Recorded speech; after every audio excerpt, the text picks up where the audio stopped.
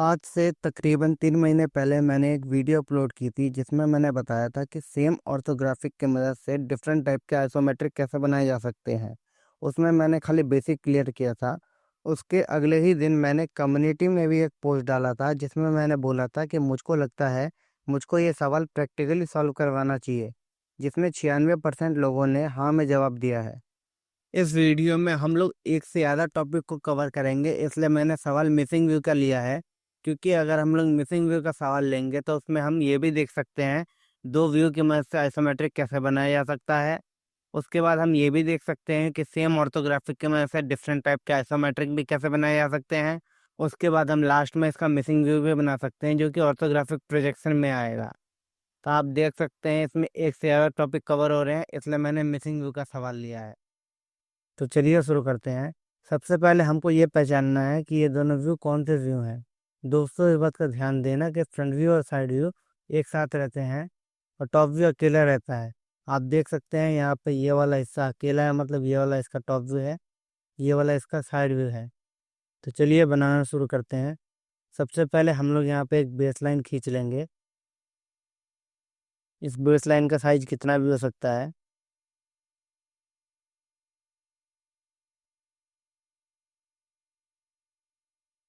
ये लाइन खींच ली हमने। अब हम इस लाइन से 3 एंगल लेंगे। पहला एंगल लेंगे हम लोग 30 डिग्री का, दूसरा एंगल लेंगे हम लोग 90 डिग्री का, और तीसरा एंगल लेंगे हम लोग वापस से इधर 30 डिग्री का। तो चलिए बनाना शुरू करते हैं। दोस्तों, ये एंगल लेने से पहले हमको ये समझना पड़ेगा कि इसमें हमको फ्रंट व्यू का बेस किस तरफ लेना है और साइड व्यू का बेस किस तरफ लेना है। दोस्तों, जैसा कि आप लोग देख सकते हैं, ये वाला चित्र हमारा फर्स्ट एंगल प्रोजेक्शन में दिया हुआ है। इसका मतलब ये है कि इसकी साइड चेंज हो जाएगी। मतलब जो साइड इसकी दाएं तरफ बनी हुई है वो बनते समय बाएं तरफ बनेगी। मतलब जो साइड व्यू का बेस है 48 एम, वो हम लोग इस तरफ लेंगे, और जो फ्रंट व्यू का बेस है 60 एम, वो हम लोग इस तरफ लेंगे। अब कुछ बच्चे ये सोच रहे होंगे कि इसमें फ्रंट व्यू का बेस कहाँ से आ गया है, क्योंकि यहाँ का फ्रंट व्यू दिया ही नहीं है। तो दोस्तों, मैंने आपको ये लगभग हर वीडियो में बता रखा है कि टॉप व्यू का बेस फ्रंट व्यू के बेस के बराबर होता है। फ्रंट व्यू की हाइट साइड व्यू की हाइट के बराबर होती है, और जो साइड व्यू का बेस होता है वही टॉप व्यू की हाइट होती है। तो चलिए बनाना शुरू करते हैं। सबसे पहले हम लोग 48 एम की बेस लाइन खींचेंगे इस तरफ।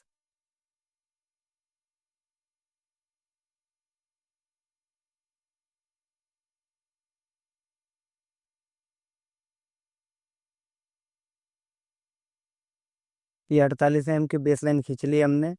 अब हम फ्रंट व्यू की बेस लाइन खींच लेंगे 60 एम।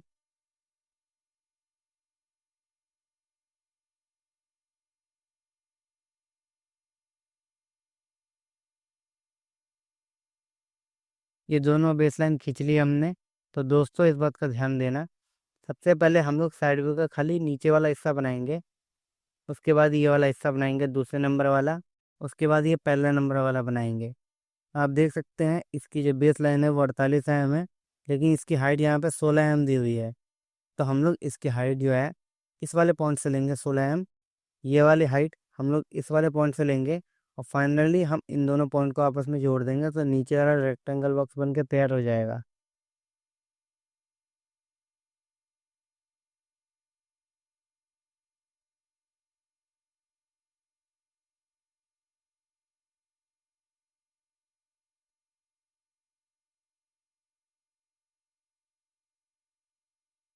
ये दोनों तरफ से इसकी हाइट ले ली हमने। फाइनली अब हम इन दोनों पॉइंट्स को भी आपस में जोड़ देंगे।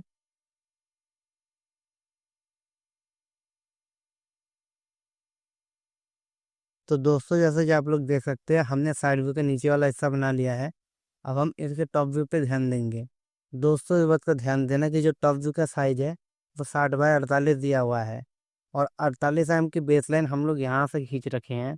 मतलब हमको यहाँ से देखना है ऑब्जेक्ट को। अगर हम लोग ऑब्जेक्ट को यहाँ से देखेंगे तो आप देख सकते हैं ये 20 एम पहले अंदर गया है, फिर नीचे आया है। अभी नीचे कितना आया है तो दोस्तों आप देख सकते हैं ये 16 + 16 32 एम आया हुआ है। फिर ये वापस इधर आ गया है। इधर ये आ गया 40 एम। ये रहा 20 और ये रहा 20। तो हम ऐसा करेंगे, पहले अंदर आएंगे 20 एम। ये जो 20 एम अंदर आना है वो हमको इस वाले पॉइंट से अंदर आना होगा।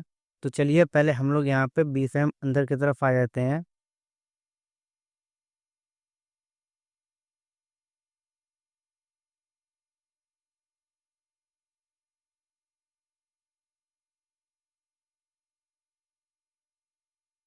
ये लाइन खींच ली हमने। अब हम वापस नीचे की तरफ आ जाएंगे 32 mm।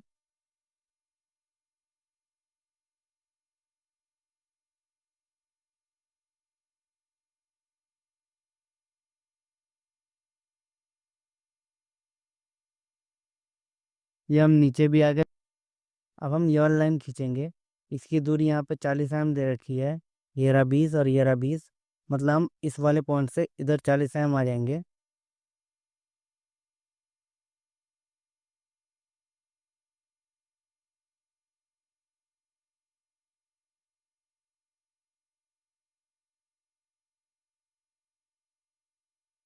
ये लाइन खींच ली हमने 40 mm की। फाइनली हम लोग ये वाली लाइन भी खींच लेंगे 16 mm की।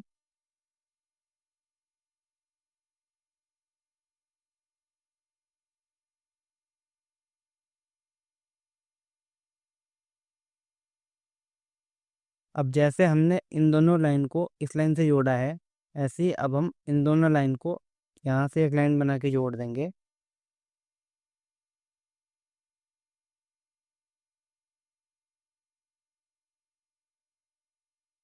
अब जैसे हमने इसकी हाइट यहाँ से ली है, ऐसी ही इसकी हाइट हम लोग यहाँ से भी ले लेंगे।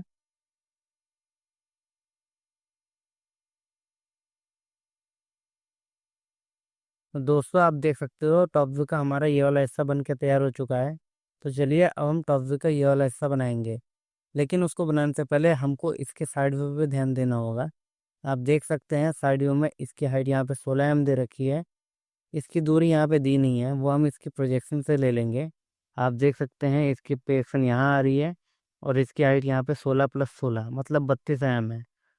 हम ऐसा करेंगे, सबसे पहले इसकी हाइट तीनों कोने से 16 16 mm ले लेंगे।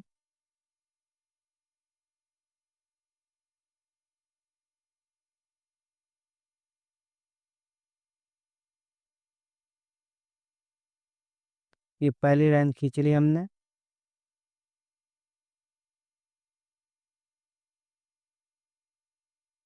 ये दूसरी लाइन भी खींच ली हमने।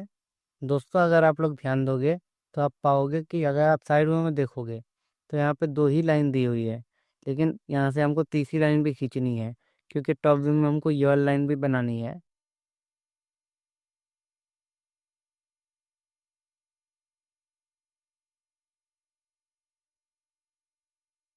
ये तीनों लाइन खींच ली हमने।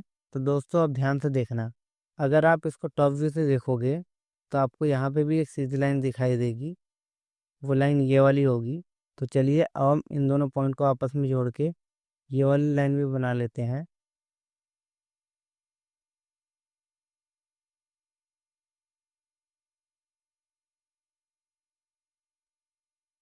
ये लाइन खींच ली हमने। अब हम इसकी दूरी लेंगे। इसकी दूरी यहाँ पे 20 mm दी हुई है। वो दूरी हम इस वाले कोने से लेंगे।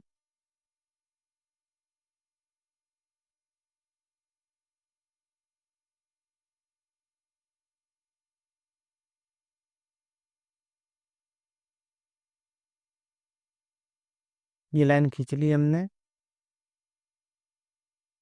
अब ये नीचे आया हुआ है वापस से 16 mm। हम वापस यहाँ से नीचे आ जाएंगे 16 mm।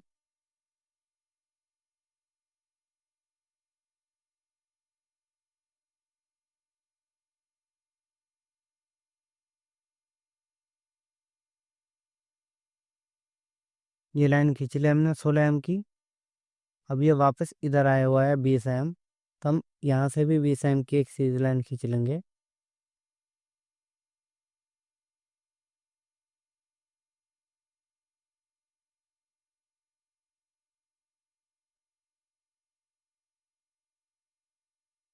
ये लाइन भी खींच ली हमने।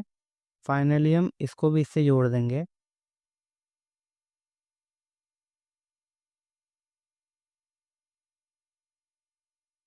ये लाइन जोड़ दी हमने। दोस्तों अब खाली हमको यह लाइन ड्रॉ करनी है, जो कि हम इन दोनों पॉइंट को जोड़ के ड्रॉ कर लेंगे।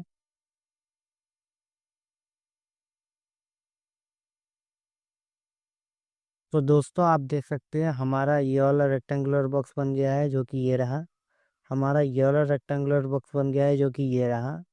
अगर आप टॉप व्यू में देखोगे तो हमारी ये वाली आकृति बन गई है, जो कि ये रही। ये वाली आकृति भी बन गई है, जो कि ये रही। अब दोस्तों ध्यान से देखना, क्योंकि यहीं से आपको ये बात पता चलेगी कि सेम ऑर्थोग्राफिक की मदद से हम अलग अलग तरह के आइसोमेट्रिक कैसे बना सकते हैं। तो चलिए बनाना शुरू करते हैं। सबसे पहले हम लोग साइड व्यू का खाली ये वाला हिस्सा बनाएंगे, इतना दूर का। इसकी हाइट जो 16 mm है वो लेंगे, और इसकी दूरी 16 mm वो लेंगे। वो हम इस वाले कोने से लेंगे। इसकी हाइट जो 16 mm दी हुई है वो हमने ये ले ली। अब हम ये वाली दूरी लेंगे 16 mm की।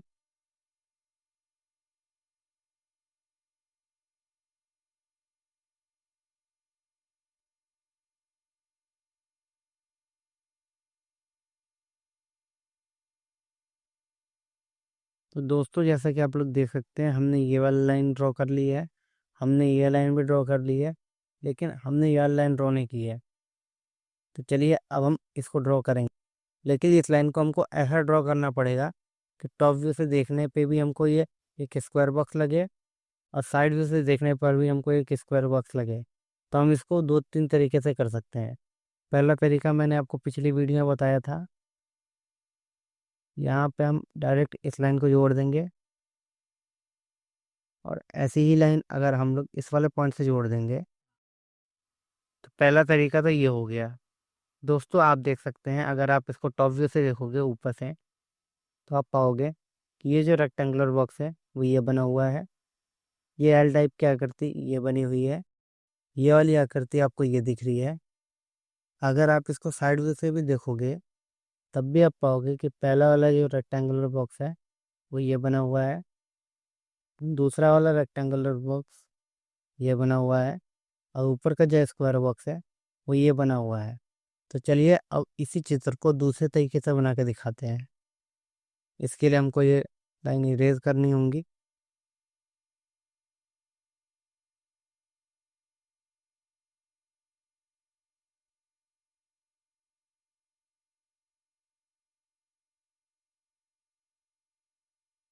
तो दोस्तों जैसा कि आप लोग देख सकते हैं, हमने ये लाइन इरेज कर ली है। पहली बार हमने आगे की तरफ टेपर बनाया था, इस बार हम लोग पीछे की तरफ टेपर बनाएंगे। इसकी हाइट हम लोग वापस से 16 mm ही लेंगे ऊपर।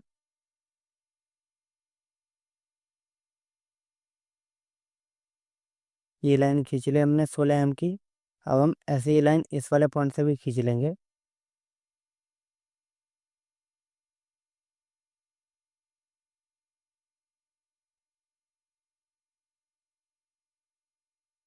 ये दूसरी लाइन भी खींच ली हमने। फाइनली हम ये वाली लाइन भी जोड़ देंगे।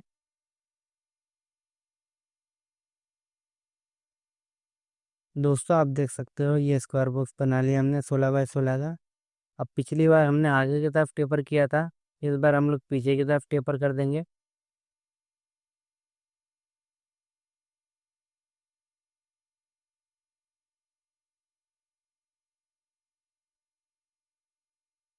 इसकी दूरी जो 16 mm है वो हम लोग इस वाले पॉइंट से भी ले लेंगे अंदर की तरफ।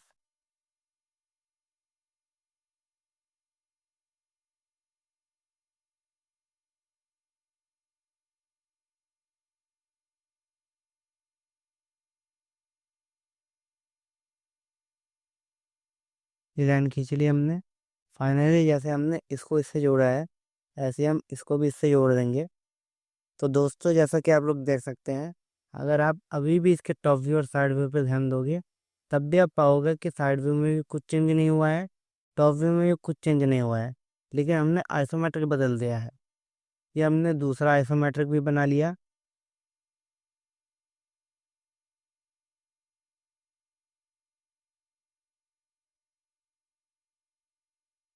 दोस्तों आप लोग देख सकते हैं, हमने ऊपर वाला हिस्सा इरेज कर लिया है। अब हम यहाँ पे एक फाइनल आइसोमेट्रिक बनाएंगे, और उसी का ऑर्थोग्राफिक हम लोग यहाँ पे ही बनाएंगे। चलिए बनाना शुरू करते हैं। ये जो 16 mm की हाइट है, और ये जो 16 mm की हाइट है, वो हम लोग तीनों कोने से ले लेंगे।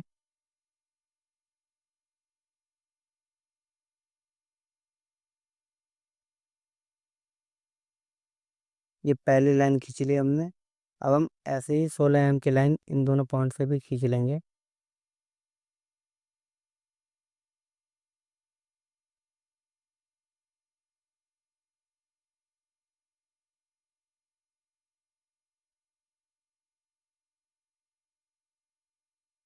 अब आपको टॉप व्यू में जो ये वाला रेक्टेंगुलर बॉक्स दिख रहा है वो हम यहाँ बना लेंगे। इसकी दूरी जो 16 mm है वो हम यहाँ खींच लेंगे। इसकी दूरी जो 20 mm है वो हम यहाँ खींचेंगे। वापस जो 16 mm गया है वो हम लोग यहाँ से पीछे खींचेंगे। और ये दूरी है 20 mm, वो हम फाइनली इसको जोड़ देंगे। तो चलिए सबसे पहले हम लोग ये लाइन खींच लेते हैं।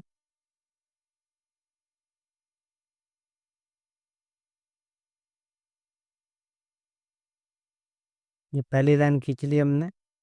अब हम यहाँ से इसकी दूरी लेंगे 20 mm, मतलब इन दोनों पॉइंट को भी जोड़ देंगे।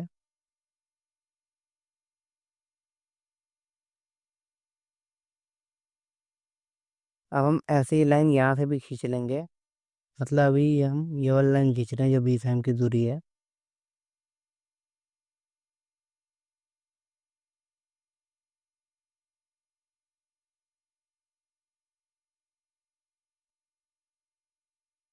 ये लाइन खींच ली हमने। फाइनली हम ये वाली 16 mm की लाइन भी खींच लेंगे। मतलब इन दोनों पॉइंट्स को भी आपस में जोड़ देंगे।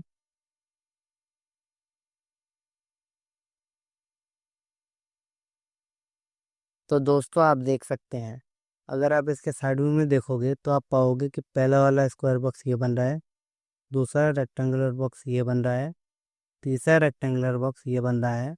अगर आप टॉप व्यू में भी देखोगे तो आप पाओगे पहला रेक्टेंगुलर बॉक्स ये बन रहा है, दूसरा जो एल टाइप की आकृति है वो ये बन रही है, और जो लास्ट में एल टाइप की आकृति है वो ये बन रही है। तो चलिए अब हम इसी को देख के इसका फ्रंट व्यू बनाएंगे। फ्रंट व्यू यहाँ पे बनेगा। ऐसा क्यों? क्योंकि दोस्तों आप देख सकते हैं हमने यहाँ पे प्रोजेक्शन पहले से ही ले रखी है। मैंने आपको इन तीनों के बीच का रिलेशन भी बताया था कि टॉप व्यू का बेस फ्रंट व्यू का बेस होता है। फ्रंट व्यू की हाइट साइड व्यू की हाइट होती है, और जो साइड व्यू का बेस होता है वही टॉप व्यू की हाइट होती है। तो चलिए सबसे पहले हम लोग यहाँ पे ये वाला रेक्टेंगुलर बॉक्स बनाते हैं।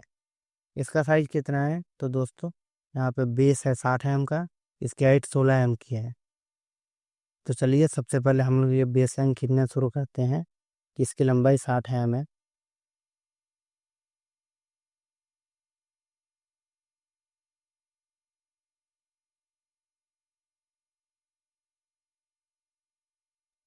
ये 60 mm की बेस लाइन खींच ली हमने। अब हम इसकी हाइट ले लेंगे यहाँ से 16 mm।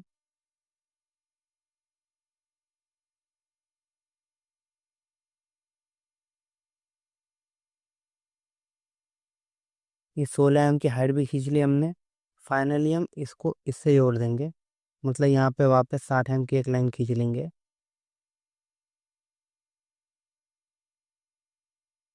दोस्तों आप देख सकते हैं हमारा पहला रेक्टेंगुलर बॉक्स बन के तैयार हो चुका है। तो चलिए अब हम लोग दूसरा रेक्टेंगुलर बॉक्स बनाते हैं।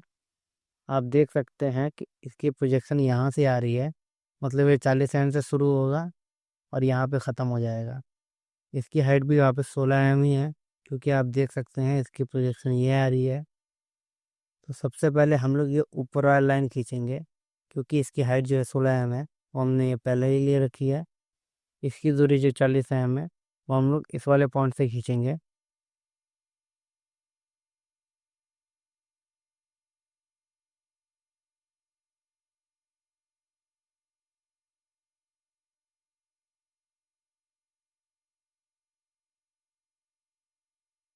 ये 40 mm की लाइन खींच ली हमने। फाइनली हम नीचे आ जाएंगे 16 mm।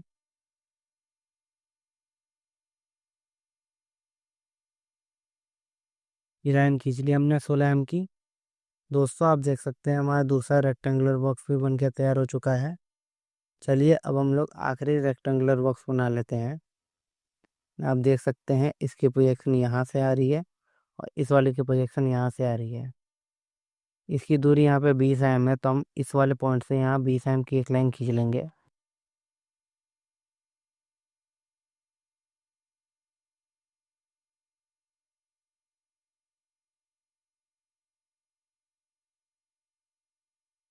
ये 20 mm की लाइन खींच ली हमने। अब हम लोग ये वाली लाइन भी खींच लेंगे। इसकी हाइट भी 16 mm ही है।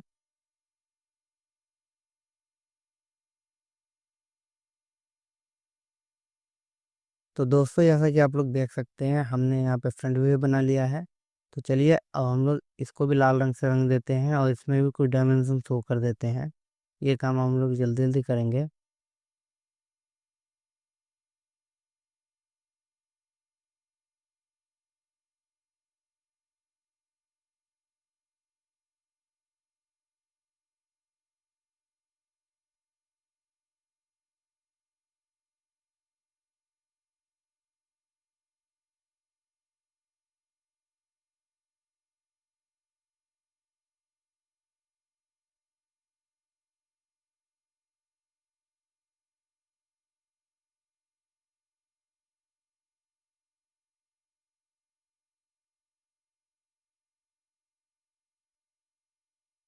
तो दोस्तों, जैसा कि आप लोग देख सकते हैं, हमने फ्रंट व्यू में कुछ डायमेंशन भी शो कर दिया है।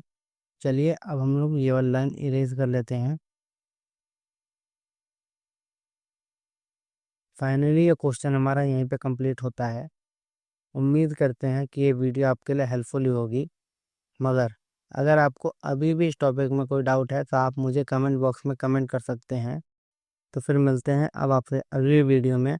तब तक के लिए धन्यवाद।